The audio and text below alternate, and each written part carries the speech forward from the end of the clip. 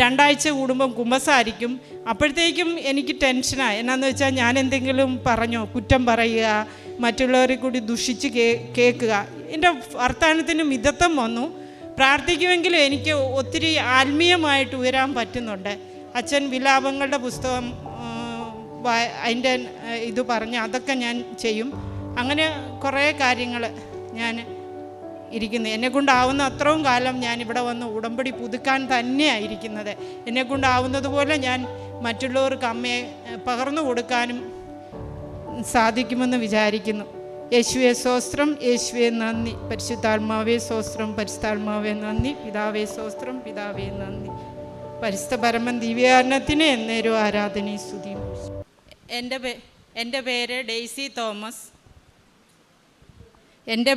Daisy Thomas.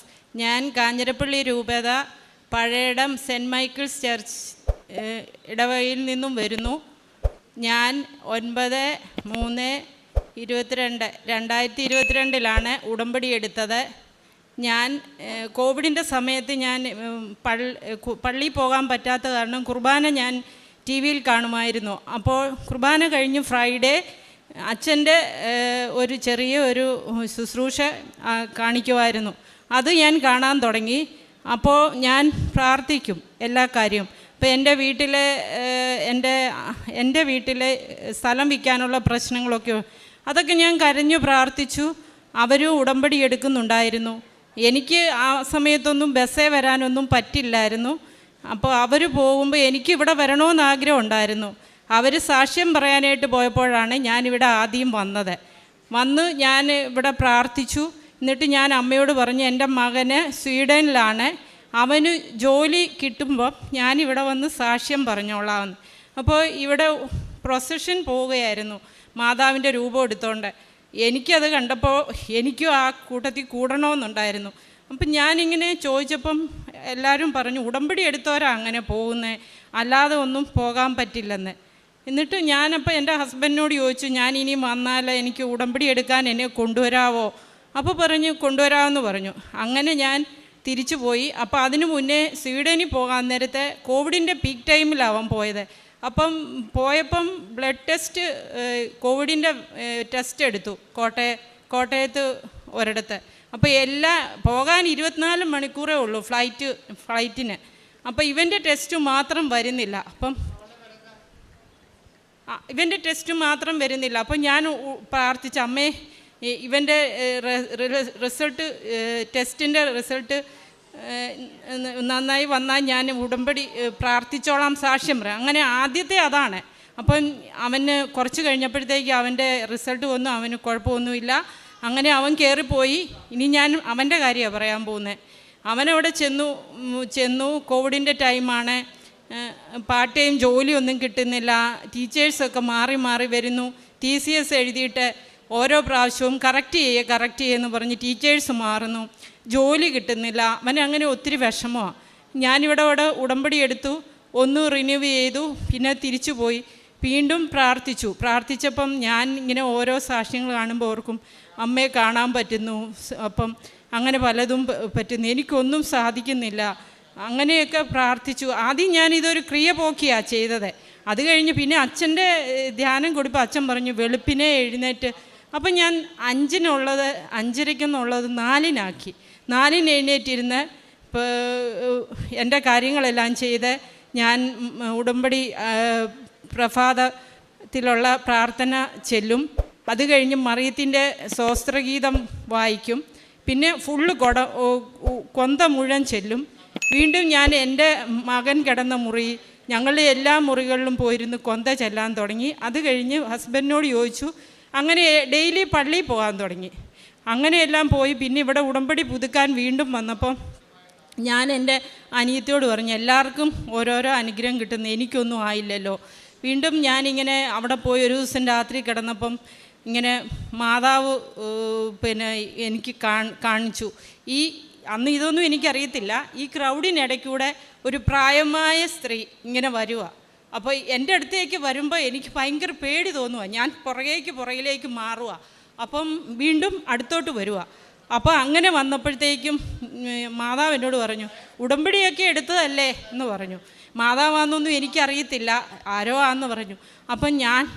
അപ്പോൾ എനിക്ക് എന്തോ തോന്നി മാതാവാന്ന്. അപ്പം ഞാൻ ചോദിച്ചു എൻ്റെ മോൻ്റെ കാര്യം എന്നാ, അതൊക്കെ ഒത്തിരി ഉണ്ടല്ലോ. അപ്പം ഞാൻ വീണ്ടും അങ്ങോട്ട് നടന്നു പോയപ്പോൾ ആ സ്റ്റെയറൊന്നും എനിക്കന്ന് അത്ര പരിചയമില്ല. ആ സ്റ്റെയറിൻ്റെ അവിടെ കുറേ ആൾക്കാരിരിക്കുന്നു. അപ്പം ഞാൻ അവരോട് ചോദിച്ചു, ഇത് മാതാവ് തന്നെയാണോ?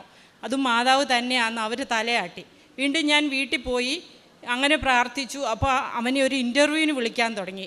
ഒരു ഇൻ്റർവ്യൂ വിളിച്ചു. അന്ന് ഞാൻ ഈ കാശുരൂപം, ഞാനപ്പോൾ ഓർത്ത് എല്ലാവരും കാശുരൂപമൊക്കെ കഴുത്തയിട്ടും മക്കളെ വരുന്നു, എൻ്റെ മകൻ അടുത്തില്ലല്ലോ, ഞാൻ എന്നാ ചെയ്യും? അപ്പം ഞാൻ ഒരു സാക്ഷ്യം കേട്ടപ്പോൾ ഫോട്ടോയിൽ ഇങ്ങനെ മുട്ടിച്ചു വെച്ച് പ്രാർത്ഥി. അപ്പം ഞാൻ ഈ ഉടമ്പടി കാശുരൂപം അവൻ്റെ ഫോട്ടോയിൽ ഇങ്ങനെ തൊട്ട് ഇൻ്റർവ്യൂവിന് മുഴുവൻ ഇരുന്നു പ്രാർത്ഥിച്ചു. അങ്ങനെ അപ്പോൾ ഇവർ പറഞ്ഞു, നിന്നെക്കാളും മിടുക്കരുണ്ടെങ്കിൽ അവർക്ക് ജോലി കൊടുക്കുമെന്ന് പറഞ്ഞു. അപ്പോൾ വീണ്ടും ഞാൻ ഒരു ദിവസം ഈ ധ്യാനം ചൊവ്വാഴ്ചത്തെ ഓൺലൈനിൽ കൂടിക്കണം. അപ്പോൾ ഇവൻ കരഞ്ഞിട്ട് എന്നോട് പറഞ്ഞു, അമ്മ എനിക്ക് ഈ ജോലി കിട്ടിയില്ലെങ്കിൽ എനിക്ക് വലിയ സങ്കടമാണ്. അപ്പം ഞാനിങ്ങനെ ജോസഫച്ചൻ്റെ ടോക്ക് കേട്ടോണ്ടിരിക്കുക, ധ്യാനം കൂടി. ഞാനപ്പോൾ അച്ഛനിങ്ങനെ പ്രാർത്ഥിക്കുമ്പോൾ ഓരോന്നും പറഞ്ഞ് ഞാനും പ്രാർത്ഥിച്ചു. അങ്ങനെ ഇവന് ജോലിയുടെ അപ്പോയിൻമെൻറ്റ് ലെറ്റർ വന്നു. അങ്ങനെ ജോലിക്ക് കയറി. ഞാൻ മൂന്നാമത് വന്നു പുതുക്കി. അപ്പോൾ ഇവൻ്റെ വിസയ്ക്ക് പ്രോബ്ലമാണ്. ഇവന് വിസയുടെ ടൈം സ്റ്റുഡൻസ് വിസ കഴിഞ്ഞിട്ട് അവിടെ നിൽക്കുക, ബിസിനസ് വിസ എടുത്ത്. അപ്പോൾ വിസയ്ക്ക് അപ്ലൈ ചെയ്തു. അവർ കൺസൾട്ടൻസിയാണ് ഏൽപ്പിച്ചിരിക്കുന്നത്. അപ്പോൾ അവർ പറഞ്ഞു, പേടിക്കാനൊന്നുമില്ല, നീ എന്നോട് ചോദിച്ചാലൊന്നും പറയണ്ടെന്ന്. അപ്പോൾ 6 മാസം ആകുമ്പോൾ വിസ വരുമെന്ന്. ഭയങ്കര ടെൻഷനാണ്, വിസ കിട്ടിയില്ലേ എന്നാ ചെയ്യും? അങ്ങനെ വീണ്ടും ഞാൻ പ്രാർത്ഥിച്ചു. ഇവിടെ വന്ന് ഉടമ്പടി എടുത്തപ്പം എന്നോട് കൗൺസിൽ ചെയ്യുന്ന പുള്ളിക്കാരൻ പറഞ്ഞു, വിസ കിട്ടിയിട്ട് സാക്ഷ്യം പറഞ്ഞാൽ മതിയെന്ന് പറഞ്ഞു. അങ്ങനെ ഈസ്റ്ററിൻ്റെ അന്ന് ഓരോ സെപ്റ്റംബറിലാണ് ഇവന് ജോലി അപ്പോയിൻമെൻറ്റ് ലെറ്റർ. അപ്പം 8 നോയമ്പിൻ്റെ സമയം. അങ്ങനെ മാതാവിൻ്റെ ഓരോ സമയത്താണ് എനിക്ക് ഓരോന്ന് കിട്ടുന്നത്. ഈസ്റ്ററിൻ്റെ ഈസ്റ്ററിൻ്റെ അന്ന് അവൻ എന്നെ എടുത്ത് കാണിച്ചു, അമ്മ വിസ അടിച്ചു വന്നെന്ന്. അപ്പം എനിക്കൊറ്റ സന്തതിയേ ഉള്ളൂ. ക്രിസ്മസ് വരും, ഈസ്റ്റർ വരും. 2.5 വർഷമായിട്ട് ഞാൻ അവനെ കാണുന്നേ ഇല്ല. അപ്പോൾ ഞാൻ ഓർത്തു, എനിക്ക് അവനെ ഒന്ന് കാണാൻ പറ്റും, അവനൊന്ന് വന്നു പോയാലേ. 4 മാസം കഴിഞ്ഞപ്പോൾ അവനെ 1 വർഷത്തിലൊരിക്കലേ ഉള്ളൂ ലീവ്. അവന് ലീവ് കിട്ടി. ഞാൻ അവനെയും കൊണ്ട് ഇവിടെ വന്നു. പക്ഷേ എനിക്ക് അവനെയും കൊണ്ട് ഇവിടെ കയറി സാക്ഷ്യം പറയണമെന്നൊന്നും അറിയത്തില്ലായിരുന്നു. അവൻ ഇറങ്ങിപ്പോയി, വേറൊരു സ്ഥലത്തേക്ക് പോയി. ഞാനിവിടെ നിന്നു. അപ്പോൾ സിസ്റ്ററിനോട് ചോദിച്ചപ്പം അവനെയും കൂടെ കൊണ്ടുവരാൻ മേലായിരുന്നോ എന്ന് ചോദിച്ചു. അപ്പോൾ പിന്നെ ഒത്തിരി സമയമായി, എല്ലാവരും തിരക്കായി. അങ്ങനെ ഞാൻ പോയി. ഞാൻ ക്ഷമാപണം ചോദിക്കുന്ന അതിനെ. കഴിഞ്ഞ പ്രാവശ്യം വന്ന് ഞാൻ ഉടമ്പടി പുതുക്കിയപ്പം അന്നും ഞാൻ വന്ന് നിന്നു, എനിക്ക് പറ്റിയില്ല. ഇന്നിപ്പം ഞാൻ ഉടമ്പടി ഒന്നും പുതുക്കിയതാണ്, പക്ഷേ സാക്ഷ്യം പറയാൻ വേണ്ടി തന്നെ വന്നു. ഞാൻ സാക്ഷ്യം പറഞ്ഞു. അങ്ങനെ ഉള്ള ഒത്തിരി കാര്യങ്ങൾ എനിക്ക് എൻ്റേതായ എൻ്റെ മുട്ടുവേദന കുറഞ്ഞു. ഇവിടെ ഒന്നും വന്നിങ്ങനെയൊന്നും നിൽക്കാൻ എനിക്ക് പറ്റില്ലായിരുന്നു. മുട്ടുവേദന കുറഞ്ഞു. പിന്നെ എൻ്റെ വീട്ടിലെ ജോലിക്കാരുടെ കണ്ണിന് അസുഖമായിരുന്നു. അപ്പോഴൊക്കെ ഞാൻ ഉടമ്പടി തൈലം കണ്ണെ തേച്ച് അവരുടെയൊക്കെ കുറഞ്ഞു. പിന്നെ ഓരോരുത്തർ സഹായം ചോദിച്ചു വരുമ്പോൾ ഞാൻ എന്നെക്കൊണ്ട് പറ്റുന്നതാണെങ്കിൽ പേപ്പർ ഉണ്ടെങ്കിൽ കൊടുക്കും. അല്ലെങ്കിൽ ഞാൻ ഈയിടെ ഒരു സ്ത്രീ വന്നപ്പോൾ എനിക്ക് അവരെ അറിയത്തൊന്നുമില്ല, അവരുടെ കയ്യിലൊക്കെ മുഴയായിരുന്നു, ഞാൻ തേച്ച് കൊടുത്തു. പിന്നെ ഇപ്പം ഞാൻ പ്രാർത്ഥിക്കുന്നത്, അവനെപ്പോലെ ഒത്തിരി പിള്ളേരുണ്ട് വിസ കിട്ടാത്തതും ഒത്തിരി പ്രശ്നങ്ങളുള്ള. ഞാൻ അവർക്ക് വേണ്ടി പ്രാർത്ഥിക്കുന്നുണ്ട്. ലൈറ്റ് ക്യാൻഡിലൊക്കെ എടുത്തവരുണ്ട്, എന്നാലും അവരുടെ വീട്ടുകാർ ഇവിടെ വരുന്നില്ല. എല്ലാവരും പറയുന്ന എല്ലായിടത്തും ഉണ്ടല്ലോ മാതാവ് പ്രാർത്ഥിക്കുന്നുണ്ട്. ഞാനിപ്പോൾ അതിനും പ്രാർത്ഥിക്കുന്നു. പിന്നെ എൻ്റെ സഹോദരൻ്റെ വീട് പണി തീർന്നു, പക്ഷേ വെഞ്ചരിക്കാൻ പറ്റുന്നില്ല. അപ്പം ഞാൻ പറഞ്ഞു, ഞാനിവിടെ സാക്ഷ്യം വരുമ്പോൾ അത് പറഞ്ഞോളാം. എൻ്റെ അമ്മയ്ക്ക് ചിങ്ങം അവസാനം തന്നെ വെഞ്ചരിക്കണമെന്നായിരുന്നു. അങ്ങനെ തള്ളിപ്പോയി. അമ്മ ഉദ്ദേശിച്ച ചിങ്ങം 31 തന്നെ വെഞ്ചരിച്ച് കയറി. അങ്ങനെ എനിക്ക് മാതാവിനോട് എത്ര നന്ദി പറഞ്ഞാലും ഇല്ല. ഞാൻ എന്നെക്കൊണ്ട് പറ്റുന്ന അത്രയും കാലം ഇവിടെ വന്ന് ഉടമ്പടി പുതുക്കി ഇരിക്കണമെന്നാണ്. പിന്നെ ആഴ്ച 2 ദിവസം 2 ആഴ്ച കൂടുമ്പം കുമ്പസാരിക്കും. അപ്പോഴത്തേക്കും എനിക്ക് ടെൻഷനാണ്. എന്നാന്ന് വെച്ചാൽ ഞാൻ എന്തെങ്കിലും കുറ്റം പറയുക, മറ്റുള്ളവരെ കൂടി ദുഷിച്ച് കേൾക്കുക. എൻ്റെ വർത്തമാനത്തിന് മിതത്വം വന്നു. പ്രാർത്ഥിക്കുമെങ്കിലും എനിക്ക് ഒത്തിരി ആത്മീയമായിട്ട് ഉയരാൻ പറ്റുന്നുണ്ട്. അച്ഛൻ വിലാപങ്ങളുടെ പുസ്തകം അതിൻ്റെ ഇത് പറഞ്ഞ് അതൊക്കെ ഞാൻ ചെയ്യും. അങ്ങനെ കുറേ കാര്യങ്ങൾ ഞാൻ ഇരിക്കുന്നത്. എന്നെക്കൊണ്ടാവുന്ന അത്രയും കാലം ഞാൻ ഇവിടെ വന്ന് ഉടമ്പടി പുതുക്കാൻ തന്നെയാണ് ഇരിക്കുന്നത്. എന്നെക്കൊണ്ടാവുന്നത് പോലെ ഞാൻ മറ്റുള്ളവർക്ക് അമ്മയെ പകർന്നു കൊടുക്കാനും സാധിക്കുമെന്ന് വിചാരിക്കുന്നു. യേശുവേ സ്വസ്ത്രം, യേശുവേ നന്ദി. പരിശുദ്ധാത്മാവേ സ്വസ്ത്രം, പരിശുദ്ധാത്മാവേ നന്ദി. പിതാവേ സ്വസ്ത്രം, പിതാവേ നന്ദി. പരിശുദ്ധ പരമൻ ദിവ്യാരണത്തിന് എന്നേരും ആരാധനയും സ്തുതിയും പൂശി.